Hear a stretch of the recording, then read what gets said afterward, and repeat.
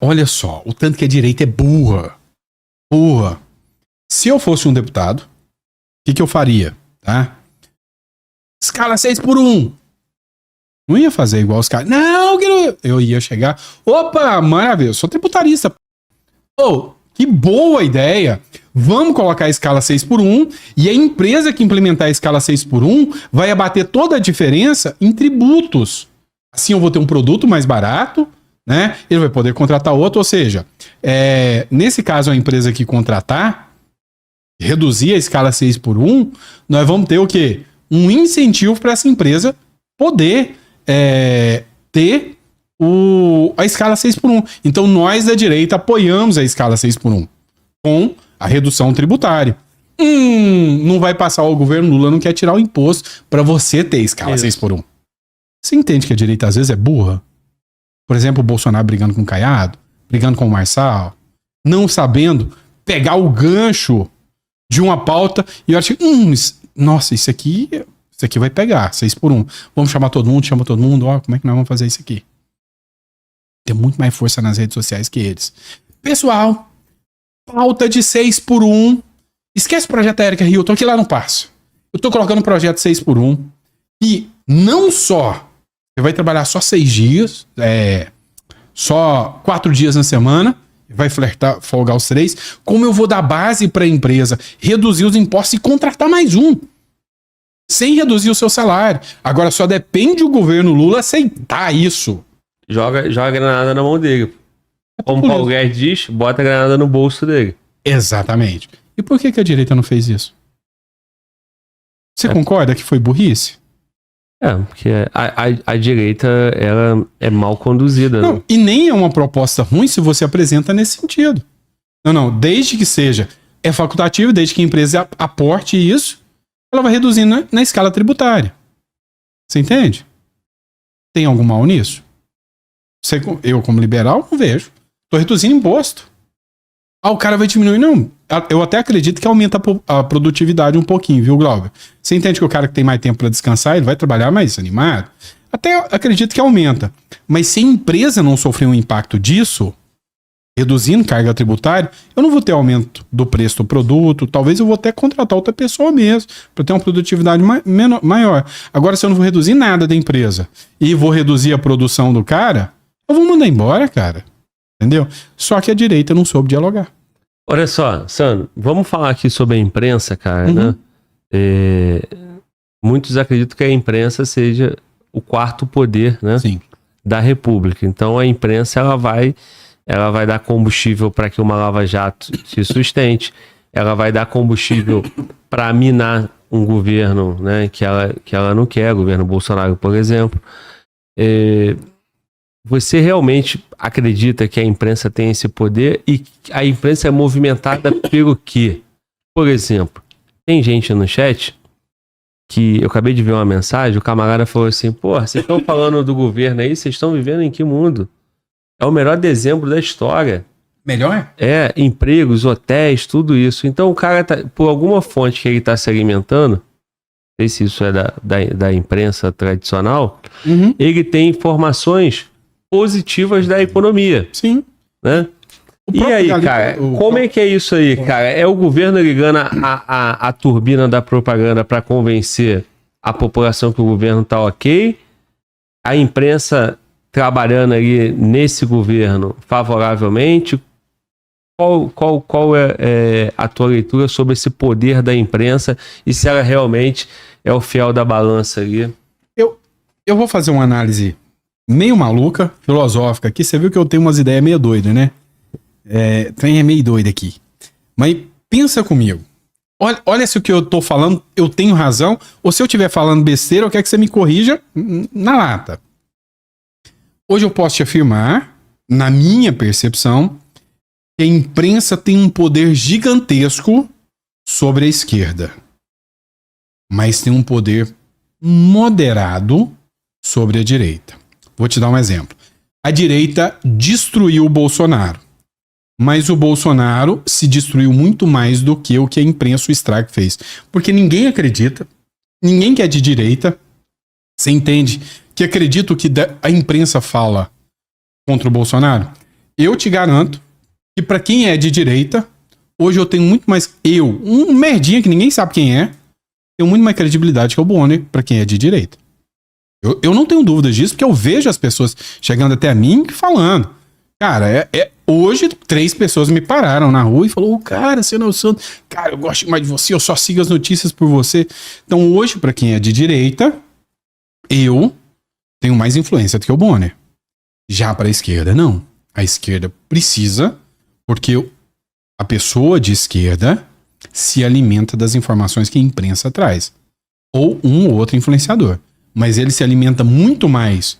Hoje você pode pegar um cara de esquerda, eu te garanto que a UOL bate ali 50, 70, 80 mil pessoas assistindo, enquanto você pode pegar o maior influenciador de direita, né, de esquerda, que esse cara, no máximo, vai ter 50 mil visualizações, 100 mil visualizações. É raro o Meteoro da vida e tal, o Brasil 247, que tem visualização demais. Tá? Isso na esquerda. Na direita, você pega influenciadores aí que são hypados. Enquanto se você olhar os jornais, talvez não tenha a força que esses influenciadores têm. Então por quê? Hoje eu entendo que a direita falta muito pouco, assim, pouca coisa que a imprensa diz chega neles. Já a esquerda, quase tudo que a imprensa diz chega neles. Então, se a imprensa estiver elogiando o Lula e dizendo que o Postman, que é o cara do IBGE, falou que só tem 6% de desempregados no Brasil, ele vai bater até o final que só tem 6%. O de direita vai olhar o Sandro, e não o que a imprensa falou, e o Sandro vai falar, olha, vocês estão vendo essa notícia aqui? Tudo bem. Mas deixa eu pegar essa outra notícia aqui, ó. 25% das pessoas, 25% dos brasileiros, que é um resumo de tantos, recebem Bolsa Família. Isso. Então vem cá, se eu tenho 6%... O desemprego é 31, né? E aí eu tenho 25% Bolsa Família, então a conta não tá certa. Você entende que o próprio IBGE tá te passando uma informação, te induzindo a ter uma visão errada da coisa. E aí o cara fala, pô, o Sandro, advogado, o Sandro é MBA em Economia, é mestre em Comércio Internacional e é de direita. Eu vou acreditar nele ou no Bonner, que fez de tudo pra destruir o Bolsonaro. O cara de direita vai acreditar em mim. O cara de esquerda vai acreditar no UOL. Então, você me perguntou se a imprensa ainda é um poder. Ela é muito mais danosa para a esquerda do que para a direita. A direita, a imprensa falou de EMA de Bolsonaro, falou de golpe de Bolsonaro. A galera da esquerda não compra a ideia. A da direita não compra a ideia. A da esquerda compra. Entendeu? Entendo. Então, assim, hoje a imprensa, uma matéria da UOL dificilmente vai virar a sua cabeça. Vira a sua cabeça fácil. Ou você vai buscar muitas outras fontes para entender aquilo. Entendeu? Então, assim, dificilmente a imprensa vai mudar a sua cabeça e de todo mundo que tá assistindo a gente. Mas, se a imprensa falar, gente, é mentira o que o IBGE tá falando. Tem 25... Deveria, né? Deveria. Mas você entende, se a imprensa fizer isso, é um tapa na cara do Lula que muita gente vai falar, uai, então o Lula não é tão bom assim? Você entende que se a imprensa divulgar, olha, gente, dentro do pacote fiscal, o BPC vai ser acertado. Gente, vocês entendem que é por causa do Lula, dos posicionamentos do Lula, que o dólar bateu R$6. Então, assim, eu acho que a imprensa hoje, ela pode ser até um terceiro poder, um outro poder, um quarto poder, contra a esquerda. Contra a direita não é mais. Tô falando besteira ou você acha que faz sentido? Não, eu acho que faz sentido, mas tem que complementar na minha leitura, porque é o seguinte, se a gente for botar ideologicamente falando, o Brasil tem 200 milhões, né? 206, 204, por aí. Normalmente a eleição tem em torno de 110 milhões, 120 milhões de votantes. Desses 120 milhões de votantes, você pode botar ali uma massa ideológica, talvez ali o quê? Uns 30 milhões para cada lado. Uhum. Tem mais 60 milhões de pessoas que não estão ideologicamente identificadas nem como direita nem com esquerda. Sim. É o camarada que está só preocupado em trabalhar, chegar em casa, dormir, ver a família dele, deitar com a esposa, tomar banho, ligar a TV, jantar cansado e dormir no dia seguinte. Assistir o futebol dele, assistir o entretenimento.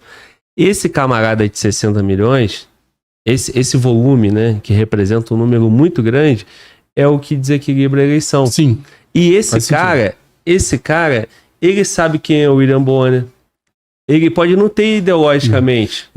Mas, por exemplo, eu e você, nós vamos à rua e vamos ter pessoas falando, pô, que bacana, Glauber e tal. E 3, 4, 10, sim, 20 pra quem pessoas... é de direita. 20 pessoas que... Exatamente. Mas o William Bonner, ele vai no shopping, o shopping vai parar pra tirar foto com ele. Sim, sim. E se bobear, até o cara que é de direita... Vai, sim. Vai lá porque o cara é famosão, porque o cara tá 30 anos na televisão. O que eu quero te dizer com isso? A direita, ela acaba tendo uma falsa interpretação da realidade porque tem muito engajamento dentro daquela bolha, que talvez resuma aí uns 20 milhões de brasileiros, né? Aí eu vou alcançar 7 milhões, você vai alcançar 10 milhões. Sim. Só que a TV continua alcançando 80 milhões. Mas você já tem uma visão de que esse cara que ainda se pauta pela TV, a prospecção é que grande parte desse cara já está infectado pela esquerda porque a TV só traz pauta de esquerda? Eu acredito, eu te entendo, eu acho que tenha esse... Só traz pauta de esquerda, ela não vai trazer nada falando assim, mal do governo. Esse cara que é de esquerda, ele tá dentro desse bolão, Sandro, mas assim, tem gente ali dentro desse bolo que não quer todes, não quer banheiro unissex, não quer um monte de pauta dessa aí, né? Não quer cultura woke, ele só quer, meu irmão, trabalho, a família dele. Mas a hora que a imprensa fala que vai ter picanha e cervejinha barata, ele compra a ideia. A hora que ele olha lá, pô, a inflação tá 4%, o desemprego 6%, ele fica com a sensação que tá bom, ele tá empregado, né? É isso. Agora, quando esse cara começa a confrontar, refutar o que a imprensa tá falando, aí ele vai é o momento que vira. Aí ele para de ouvir. Quando ele fala, porra, 6%, pô, mas eu tô desempregado. Pô, mas o mercado tá caro, o azeite tá 50 conto, o arroz tá 13 reais, o feijão tá 13 conto. Porra, a banana tá, não sei. Então, a cebola, o tomate, esse cara começa a confrontar, aí já não cola mais. Sim. Mas assim, cara, a imprensa continua sendo o poder muito forte. E a direita brasileira, né, com a força da rede social... O que vai acabar logo, né? Que vai acabar logo, porque tem que acabar, né? Porque esses 20, 30 milhões, na minha leitura aqui, não pode continuar crescendo a ponto de virar o jogo. Exato. Então eles precisam frear esse lado, já que o outro lado já tá dominado, pô. Já tá dominado. Eles ditam a pauta. Pô, 64 teve apoio da Globo? Sim. Direta Já teve apoio da Globo? Sim. Lava Jato teve apoio da Globo? Sim. Com certeza. A derrubada da Lava Jato e do Bolsonaro teve apoio da Globo? Da Lava Jato teve apoio até do Bolsonaro. Mas teve apoio da Globo? Teve. Derrubar o Bolsonaro? Então, cara... Mas eu entendo que mesmo com toda a ação que a Globo e a imprensa teve contra o Bolsonaro fez mais mal para ele mesmo do que toda a imprensa.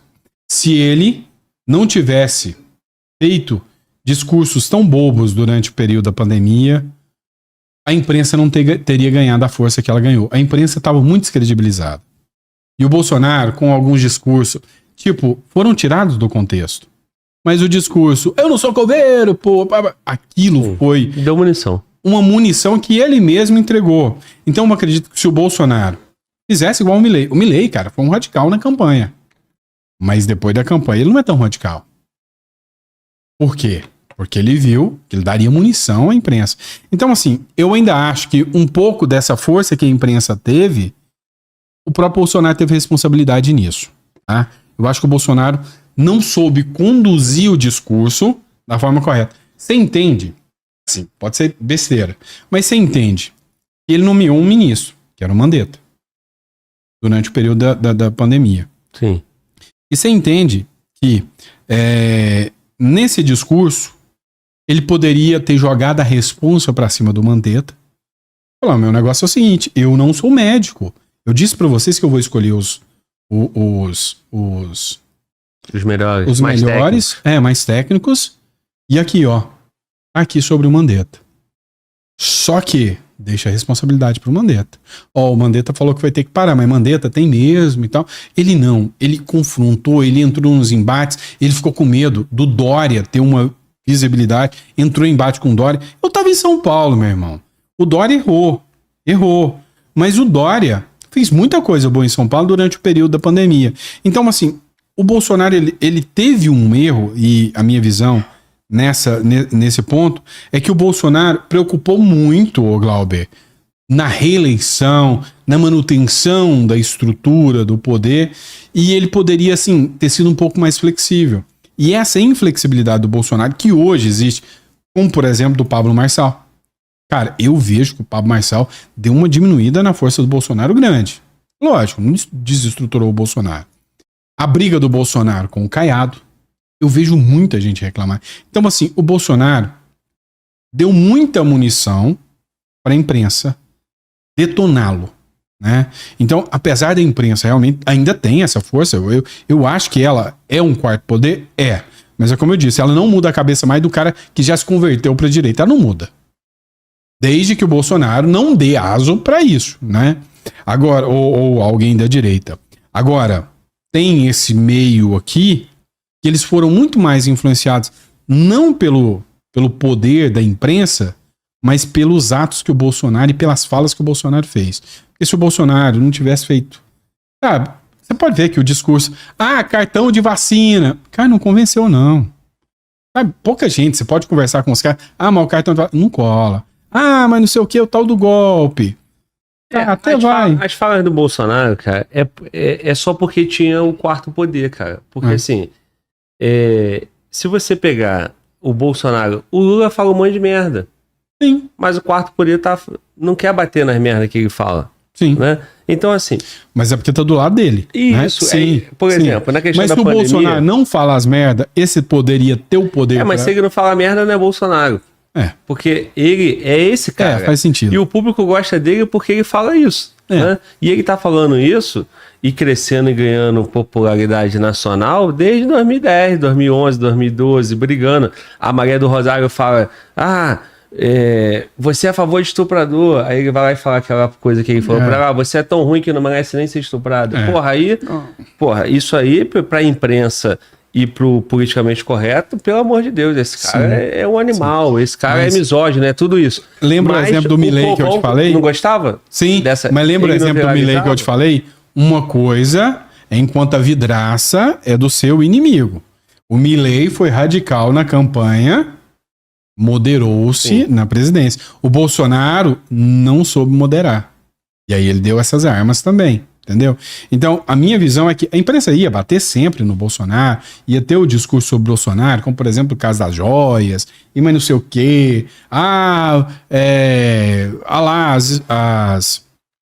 As casas que o Bolsonaro... Então, assim, se o Bolsonaro, a cada ataque da imprensa fizesse um discurso moderado, refutando, igual ele fez uns agora. Você viu que a imprensa entrou com um discurso agora, de que ele fez uma reforma na casa dele. Você viu essa? Não. Bolsonaro tinha uma casa de 90 mil reais, e essa casa de 90 mil reais teve uma reforma de 900 mil reais. Então isso tinha cara de lavagem de dinheiro. Bolsonaro fez um vídeo calmo, sereno. Olha, pessoal, preciso explicar para vocês que o que a Globo está fazendo é uma inverdade. Olha, a casa é essa. Eu tô com um laudo de avaliação. O preço da casa antes da reforma era 2 milhões e 500. Eu construí essa casa em 91. E lá, os 98 é daquela época. Então, ninguém atualiza, eu não preciso atualizar. Então, o que eu fiz? Eu fiz a reforma e foi pago com Pix, o dinheiro tá aqui. Então, isso que eles estão falando é uma falácia. Por que não chegou até você? Talvez você não viu. Porque a forma que o Bolsonaro refutou foi muito inteligente e sábia. Não foi uma que... Sabe? Não, é a versão 2.0 do Bolsonaro, né? Exato. É o Lulinha Paz e Amor, agora é o Bolsonaro Paz e Amor. E isso tem desagradado, inclusive, aqueles convertidos que gostavam justamente do tiozão. Né? Mas assim... nessa questão da imprensa ser o quarto poder, tu não lembra que a imprensa, mas isso eu concordo, a imprensa com você. Abraçou o Mandetta? Eu concordo com você. Lembra que a imprensa abraçou o Mandetta e o Mandetta ficou todo... Mas eu jogaria toda a responsabilidade da pandemia pro Mandetta. Porque você entende que se eu fosse o Bolsonaro, cá entre nós, né, tava lá com o Mandetta. E a imprensa abraçou o Mandetta. O que eu faria? Pessoal, a responsabilidade tá com o Mandetta. Tá? Só que é o seguinte, Mandetta, se a economia for pro buraco, eu vou jogar toda a culpa em você. Eu vou culpar alguém. Né? É fácil ser delegado. Mas essa parte é difícil, né? Porque na questão da pandemia tinha questões de valores assim mais caros, né? Que ele é uma base do governo dele, da comunicação dele, né? Vamos dizer melhor. É uma base... é o capital político dele, da liberdade, de não forçar, de não seguir. Mas vamos entender que foi isso, e eu acredito... Eu acho que foi isso que a pandemia fez ele perder. Eu acredito. Então, ser. Assim... Mas ele não entendeu. Se não tivesse o quarto poder, ele não seria eliminado daquela forma. Entendeu? Não. Você acha que se fosse o Lula na pandemia, tá certo. o Lula seria eliminado se o quarto poder não quisesse? Não. Então, assim. Mas, assim, eu entendo que foi um período muito delicado que o Bolsonaro deveria ter terceirizado a responsabilidade para quem é médico. Entendeu? Você pode até falar, né? Olha, gente, eu tenho essa visão. Mas o médico, o ministro técnico que eu escolhi é o Mandetta. Então toda a responsabilidade daqui é o Mandetta. É dele. Né? E se a imprensa batesse, mas vocês não estão apoiando o Mandetta? Não. Eu vou acompanhar a ciência aqui. Olha, tá aqui chegando um contrato, eu estou entregando na mão do Mandetta, tem isso aqui, isso aqui, isso aqui. É o Mandetta que vai definir se atende ou não. Então, assim, eu acho que de certa forma, teve muitas coisas, Glauber. Por exemplo, eu vi muita gente de direita se virando contra o Bolsonaro, por exemplo. Um dos sócios meu do escritório fez campanha em 2018 como se não houvesse amanhã pro Bolsonaro. O pai dele morreu na pandemia. O cara fez uma campanha pro PT anti-Bolsonaro que ele tomou ódio do Bolsonaro. Por falas do Bolsonaro, por coisas do Bolsonaro.